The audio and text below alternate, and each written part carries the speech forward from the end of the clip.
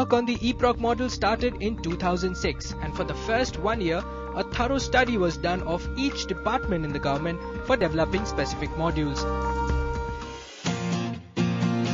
Let us now look at how the entire managed services model works, starting from the backend, and why does cloud computing have a major role to play. It's a platform where you have Blade servers, which is the current technology on industry standard servers. It's built on Blade servers. There are, I think, around 12 Blade servers in the current setup, number one. The storage is provided by the hosted data center, the government data center. They have a SAN. Government has a SAN already, which is the storage area network. We are actually connecting our infrastructure to that SAN for storage. And the storage is provided by the government on a demand basis. As long as you want something, that will be provided. So that's the infrastructure part of it. Obviously, the network and all are provided by the state data center. So from an infrastructure perspective, hardware perspective, that was what was offered. On the software, it was an open source, so we are running Linux. On top of that, we have a virtualized environment using VMware. So we have used VMware very effectively here. And then on that runs the application which we brought from HP Japan. So the application is an IP of HP, which we have used. And that is being used as the e-procurement platform for doing various aspects of the e-procurement system. So you have a module for auction, you have a module for catalog, and so on and so forth. So these modules are separate, running on separate virtualized environment using VMware. This is the state data center where everything is hosted. And the hosting is done by HP as far as the hardware is concerned. And it's a pay-per-use model, which we have incorporated as part of the tender requirements. If this is the state data center and this is where the infrastructure is stored, it's managed and controlled by this operation center, which is remote, right? And then who are the users? The users are actually the suppliers and contractors sitting anywhere in the globe and connecting to this center through the internet cloud, and the government departments who are actually using it for their tendering process. So effectively what we are saying is it is a cloud, a private cloud for the government, though they cannot be private for government, but it's a private cloud for the government usage, number one. Number two, it's secure, which is one of the primary requirements in any cloud environment. Number three, it's accessible from anywhere. And most important part, it's a pay-per-use model, which cloud actually enunciates that you need not pay everything up front. You actually pay based on your usage. So effectively, as you can see, this is the first, I would say, initiation of cloud computing in the country, which we have today. And HP is very happy that it has got an instance of cloud computing running in the project itself. So that's how we have actually structured it. With 31 departments under the government of Karnataka already on the eProc platform, statistics as of 2nd August 2009 suggest that already tenders worth 32,000 crore rupees have been published. There are already 2,811 registered suppliers who can bid for tenders at any point of time. At the government end, already 1,500 users have been trained and an additional 1,700 people are under training. Let us now look at some other benefits. See, the benefits are manifold. First, I'll take the most important benefit of transparency, accountability. Today, we are getting bids from places like Meghalaya, contractors, suppliers from Meghalaya, Madhya Pradesh, Kerala. We were just not getting these offers from outside of Karnataka's borders. There will be two types of benefits. Benefits to the contractors, benefits to the government officials, and benefits to the public as a whole.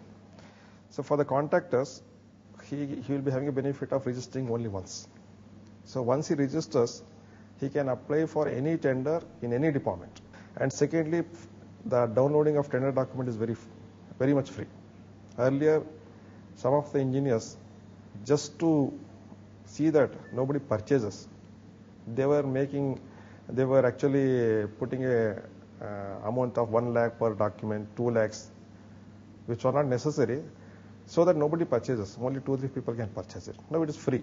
And public will definitely benefit because there is their tax money, which we are using for the construction. and we use it efficiently, we can do more works and better quality will be ensured. Now coming to the government, I mean, obviously, making it available to the contractor is one key advantage. The second thing is obviously this is an end-to-end system, right from the process of estimate. It's not just tendering. I mean, unlike many of the other systems and many other states have implemented, this is not just tendering. This starts right from the process of estimation or the budgeting. Then you go through the tendering. Then you manage the delivery. You manage the project. You manage, if it is a works, you manage the project, or if it's a goods, you manage the delivery. So all of that and the payment to the contractors are made online. So the entire file movement, the entire tracking of the system, the turnaround times, all of that are monitored, and that obviously brings in efficiency. There are still many departments to be covered under the eProc platform, and as the government of Karnataka prepares to finish the entire implementation by later half of 2010, let us know what the road ahead looks like. Within the state, obviously, there's still a long way to go. While we have come a long way, but there's still a long way to go. There are a lot more departments to go yet, and it's an end-to-end system. So there are peripheral things and further things to be done in some of these things, including some of the integration with some of the treasury and other things. So there are a few things which is still to be done, but it is in the process of being done, primarily because the other side has to get ready. In fact, the government is modernizing the treasury system. So when it comes, there will be some things which we may integrate and other things. So things will start moving. We are already getting requests from other states saying that we need to replicate the system in their state too. Just to quote one example, we have a request from Government of Andhra Pradesh saying that we need to replicate some of the initiatives that we have taken in Andhra Pradesh, which is a good thing because why should you reinvent the wheel? We have already, you take this exercise as a POC, as a proof of concept, and then transplant it in other states. I'm now getting requests from some states in the Northeast saying that we must implement it in those states too. We have the concept of green also, the green computing. Now, if you go the electronic way, you are not publishing tenders on a manual document. What you can do is you can actually, the contractors and the responders can actually download it on their respective computers, respond it in the same manner, and upload it to the website. So you are effectively reducing carbon emission in terms of less paper usage. So that's the way to go forward. There is no denying the fact that this is one interface which brings us close to the public. And if this becomes transparent, it gives us another platform to prove that things are going the way it is desired to go.